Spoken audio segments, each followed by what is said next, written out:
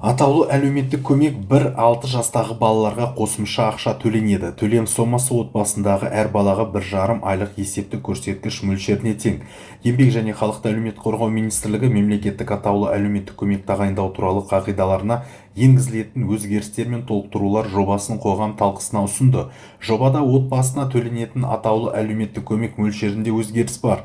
Оған сәйкес атаулы әлеуметтік көмек алатын отбасында 1 және 6 жас аралығындағы балалар болса, олардың әрбіріне 1,5 айлық есептік көрсеткіш мөлшерінде ай сайынғы қосымша төлем төленеді.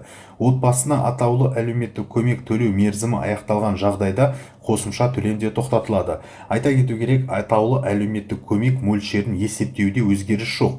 Атаулы әлеуметтік көмек отбасының орташа табысы мен сол өңірдегі кедейлік шегі арасындағы айырма түрінде есептеледі. Қажет болған жағдайда ауданның облыстық маңызы бар қаланың жергілікті атқарушы органдары өкілдерінің ерекшеліктерін ескере отырып, үйдің малын, құсын және жер учаскесін, жер үлесін табыс бермейді деп айқындауы мүмкін. Құжат жобасы 25 қарашаға дейін талқылауда болады.